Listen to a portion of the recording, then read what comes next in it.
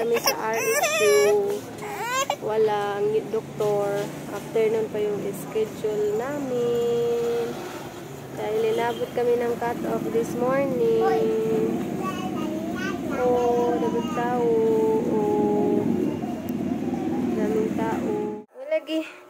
Ayan, nandito muna kami kila Papa while waiting sa oras.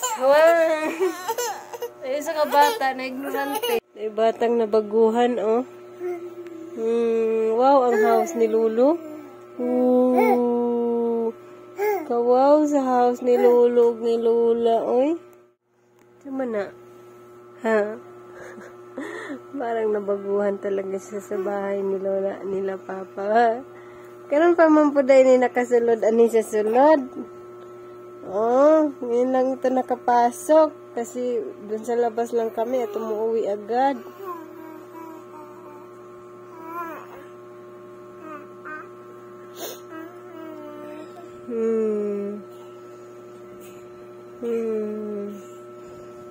Sleep na ta, oy. Sleep na ta. Maato pabaya kita sa doktor.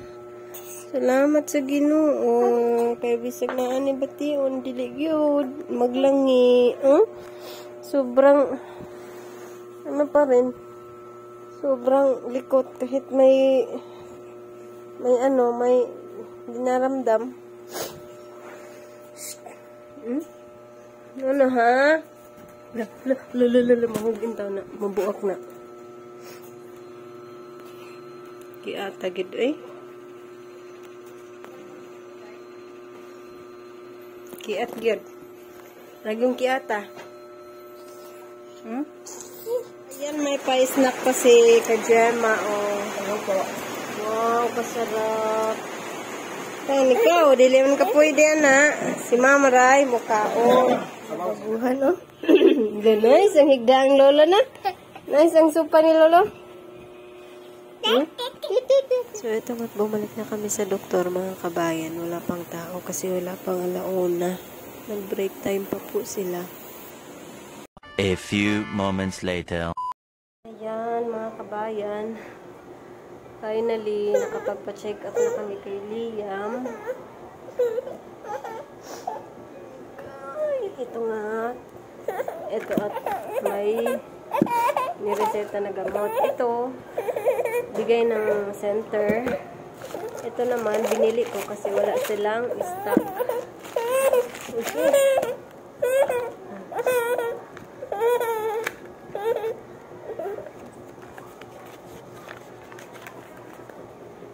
Felixin, 1 teaspoon po 3 times a day for 1 week.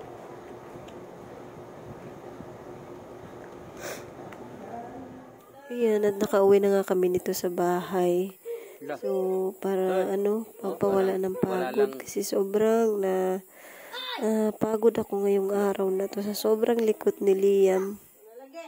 Dahil nga kami lang dalawa nagpunta sa center dahil pumasok si Loloy. Kaya sobrang nalobat ako ngayong araw na to, mga kabayan. Di na love.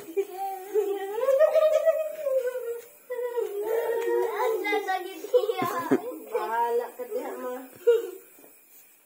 Gozan ako sa ate, oh. Ali, papa lang, dali. Ali, papa lang po, dali.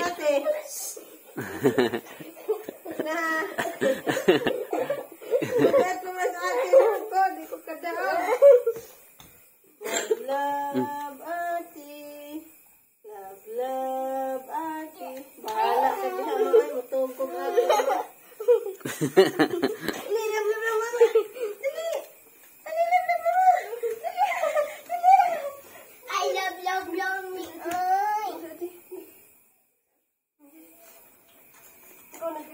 Guys, magawa si Papa ng banana cake. Ang saan na mga lingin pa? Kana. Lalagyan na si Papa. Banana cake.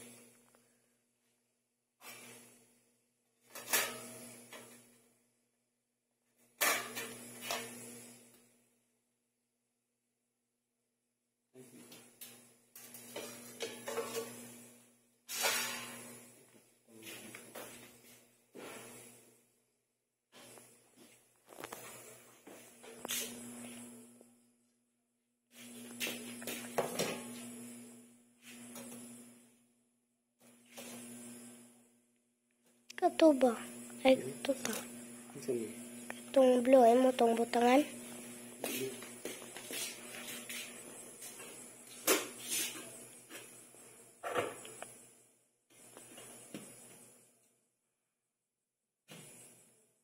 Ibaligya na pa.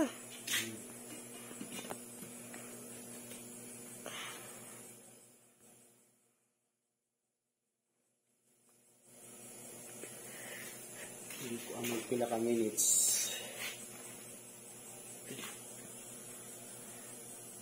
Saan ang oras?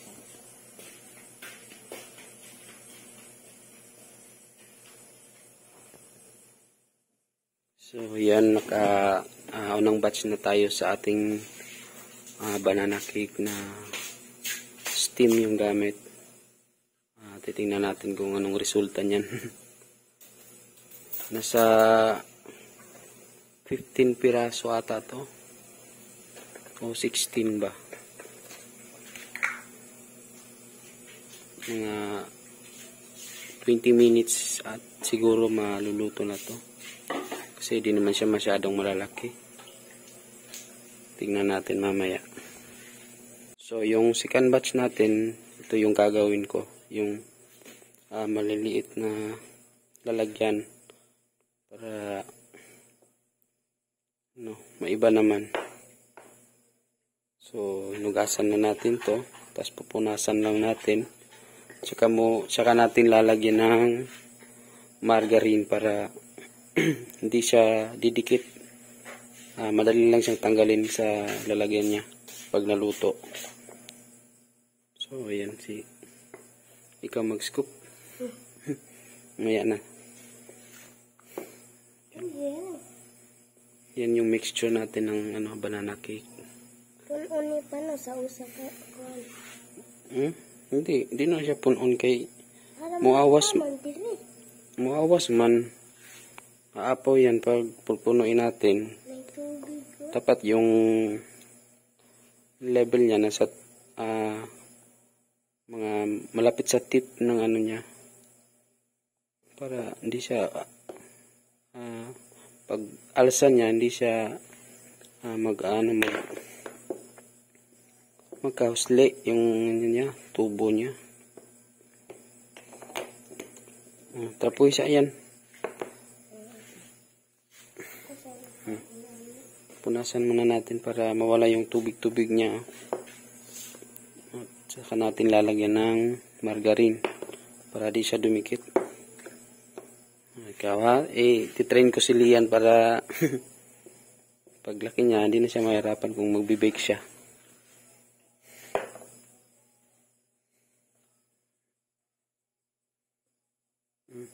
Sige, tangtangon dyan na mo ng tubig-tubig para di siya madikit sa sige, tanggalin mo yung tubig-tubig.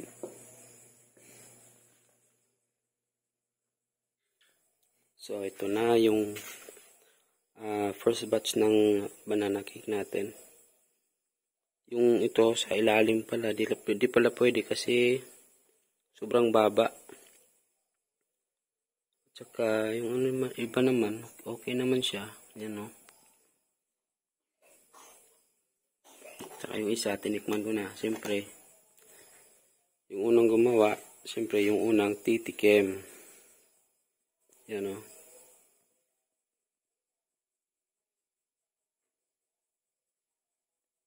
Sobrang fluffy niya.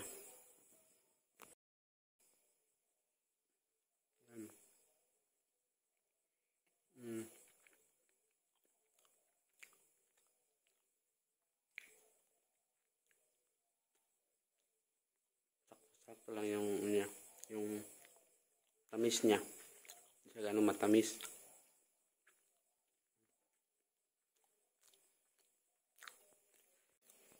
Yung second batch natin. Uy. Sobrang alsa ata nito ah. Baka naparami ata yung natin, yung margarine. Sumobra yung margarine na pinahid natin. Kaya sigurong lumagpas.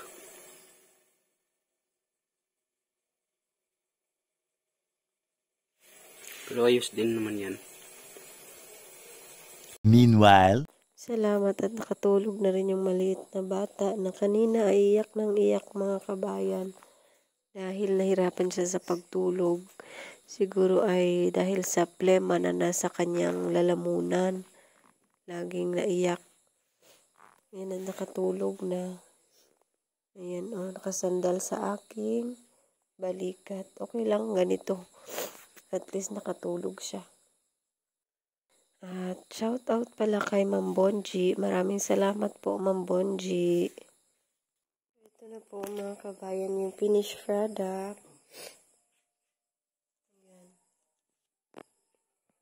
Ayan. Pilang kilo ni? Ito yung nagawa sa 1 kilong flour. Costing kasi luloy kung ilan yung nagasto, magkano yung nagasto. Po, tinikman ko. Masarap po. Malambot yung kanang texture. Malambot siya. Bukas, i-deliver ito ni Loloy sa Achila. Yung ate niya yung magbebenta nito. So, ayun po, at hanggang dito na lamang ulit yung aming video for today. Thank you sa pagsama niyo sa aming daily vlog at for not skipping ads and for keep on watching. Thank you so much. God bless us all always. Amping mong tanan. Thank you, Ma'am Bonji. God bless. Bye-bye.